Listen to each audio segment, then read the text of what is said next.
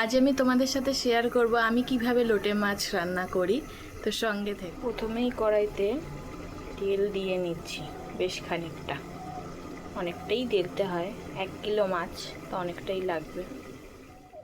আর তেলটাও গরম হয়ে গেছে, এর মধ্যে আমি দিয়ে দিয়েছি 2টো মিডিয়াম সাইজের পেঁয়াজ। পেঁয়াজটাকে ভালোভাবে ভেজে নিতে হবে।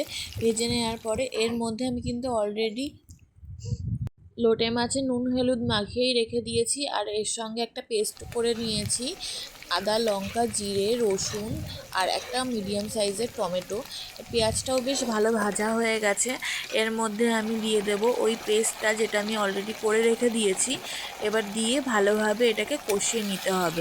এটাকে ততক্ষণ পর্যন্ত কষাতে হবে যতক্ষণ না মশলা থেকে তেল বেরিয়ে আসে। ভালোভাবে তেলটা বেরিয়ে আসলে তাহলেই কিন্তু মশলা কষা হবে। এটা আশা করি আমরা যারা রান্না করি প্রত্যেকেই জানি।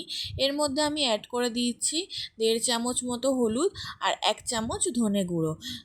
আমি যেহেতু আগে থেকেই জিরেটা বেটে দিয়েছি ওর সাথে, তাই জন্য জিরে গুঁড়ো আর দিইনি। আর এর মধ্যে দিয়ে দিচ্ছি 1/4 ভাগ পাতিলেবুর রসটা। পাতিলেবুর রসটা দিলে না একটু যে স্মেলটা আসে সেটা একটু কম হয়। আর এর মধ্যে দিয়ে দিচ্ছি মশলা ধোয়া জলটা। এটা ভালোভাবে দিয়ে একদম শুকনো শুকনো করে কিন্তু কষিয়ে ফেলতে হবে। এই দেখুন অলরেডি আমার শুকনো শুকনো করে কষানো হয়ে গেছে। আর এর মধ্যে আমি দিয়ে দিয়েছি লোটে মাছগুলো। এবার লোটে মাছগুলোকে ভালোভাবে এর সাথে মিক্সড করে নিতে হবে। মিক্সড করে নেওয়ার পরে দেখবেন এর থেকে আস্তে আস্তে জল বেরোনো শুরু হয়ে যাচ্ছে। এই দেখুন অনেকটা জল বেরিয়ে গেছে আর মাছগুলোও কিন্তু একদম নরম হয়ে ঘেটে যাচ্ছে। এইভাবেই আস্তে আস্তে মাছগুলোকে না কষিয়ে কষিয়ে রান্না করতে হবে।